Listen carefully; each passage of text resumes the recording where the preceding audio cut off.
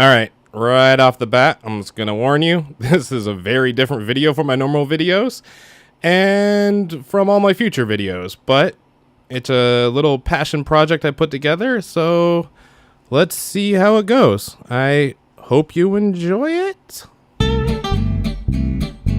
Welcome everyone, this is the Film Glutton, and this is a Release the Snyder Cut special edition, and a very personal appeal.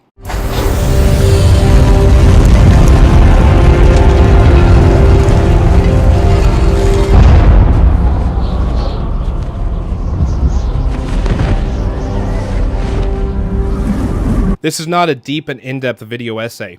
I skip over too many important elements of both of these films. Instead, this is a love letter about two of my favorite movies, Man of Steel and Batman vs. Superman, BVS, and what I saw in them. It is also my addition to the Release the Snyder Cut movement. More than anything, it is a deep and sincere thank you to Zack Snyder. The main antagonist was not Zod, Lex Luthor, or even hate, but how we are all children that struggle with hate through fear. The main protagonist was not Superman, Batman, or love, but how we are all children who struggle with love through hope. Let us not forget Jor-El's famous line to his son.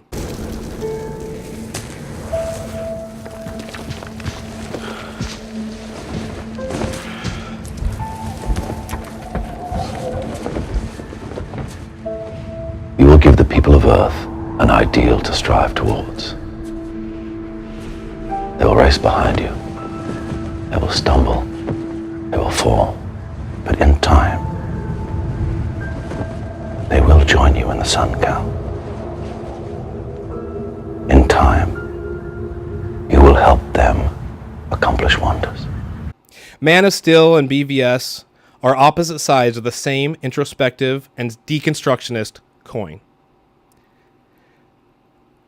These movies forced the audience to participate by challenging what their childhood heroes meant to them.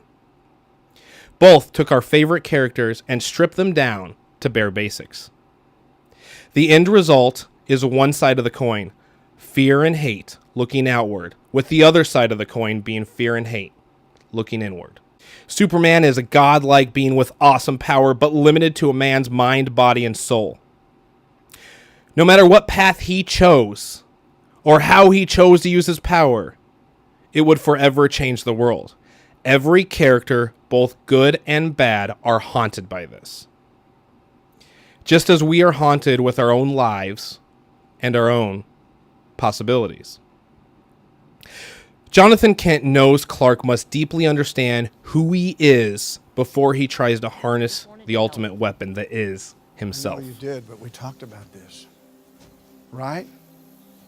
Right? We talked about this. You have... Oh, Clark, you have to keep this side of yourself a secret. What was I supposed to do? Just let him die?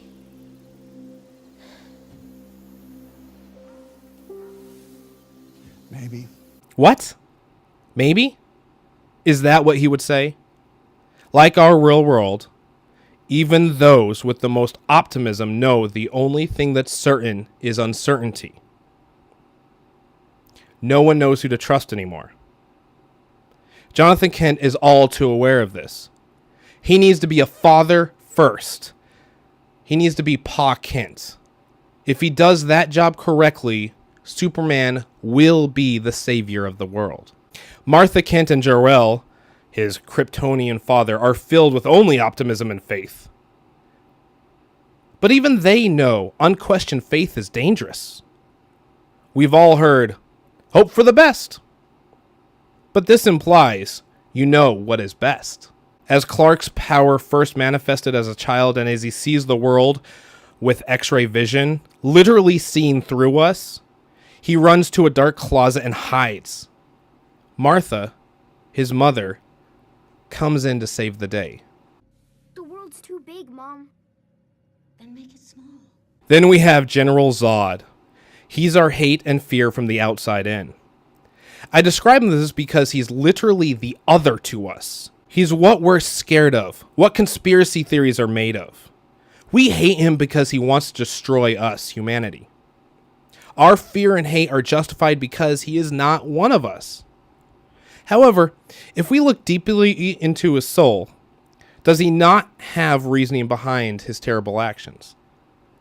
Before he was the blurry nemesis on our TVs, he was a sworn protector of a world that he lost. He literally couldn't save his own people from extinction.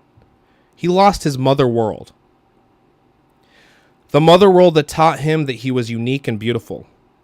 Now, just assuming for one moment, all of your fellow human beings are destroyed. You failed, but there's something out there called the Codex that can bring back your people. Save them. Save your mother. All you have to do is sell your soul to the devil. Is there any part of you that might relate to the xenophobic and desperate reactions? No.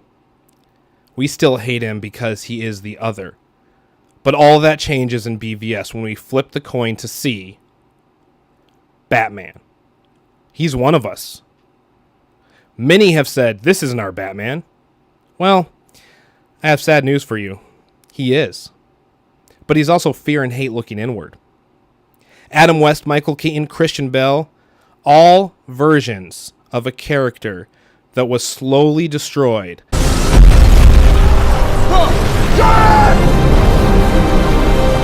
As he ran through dust and rubble that was once his building, his responsibility. He is the father of Wayne Enterprises. As Bruce takes a knee to comfort a scared child, fear and hate consume him as he looks to the alien war in the sky.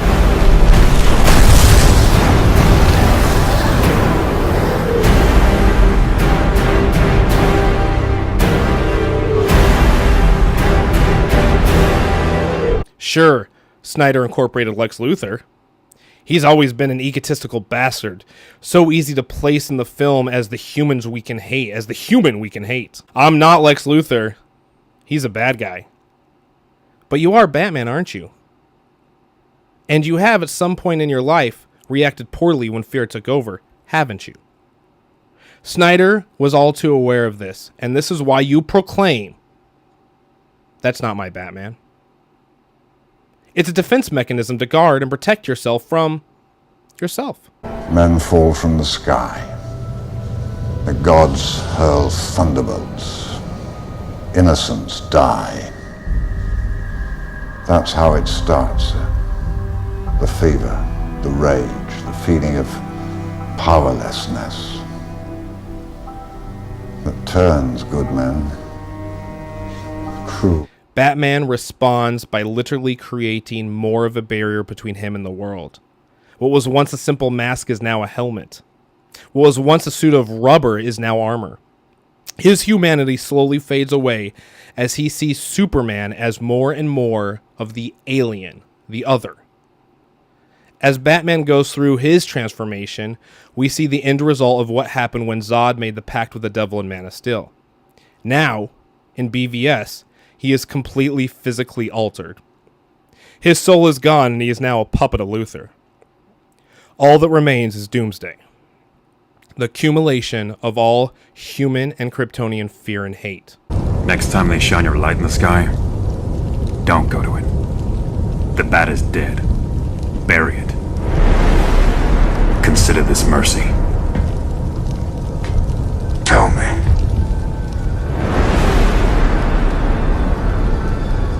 Do you bleed? The translation: are you like me? Society joins in. The TV is filled when talking heads argue about this alien. We, as a population on this planet, have been looking for a savior. 90% of people believe in a higher power, and every religion believes in some sort of messianic figure. And when this savior character actually comes to Earth, we want to make him abide by our rules. We have to understand that this is a paradigm shift. We have to start thinking beyond politics. Are there any moral constraints on this person? We have international law. On this Earth, every act is a political act. Is it really surprising that the most powerful man in the world should be a figure of controversy? To have an individual engaging in these state-level interventions should give us all pause.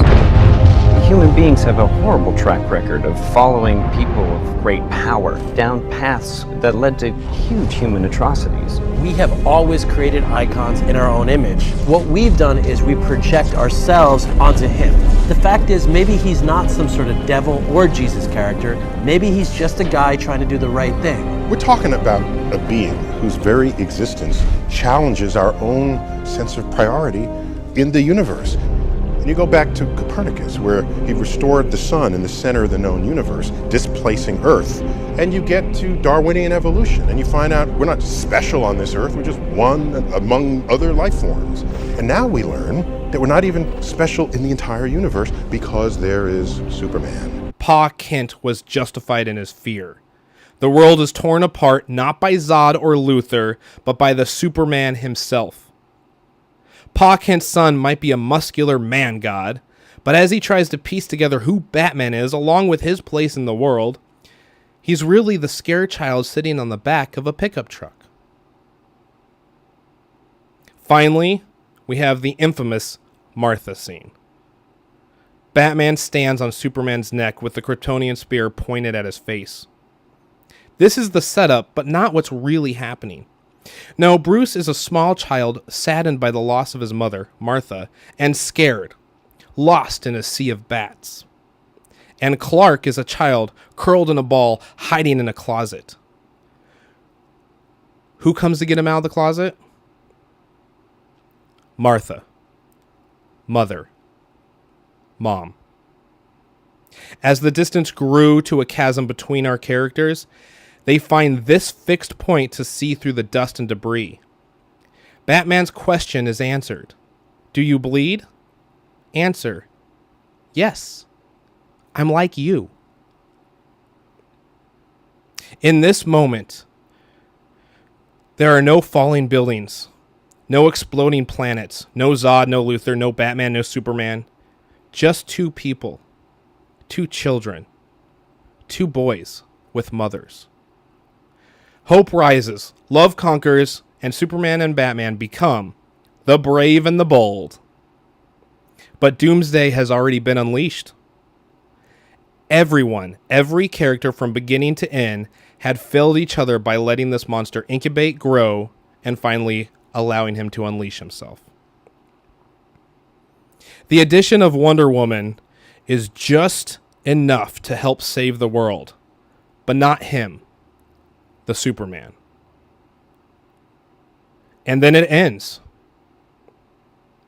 Just like in our lives, when we are robbed of people all too soon. He was too young, and it was too early in the series for this.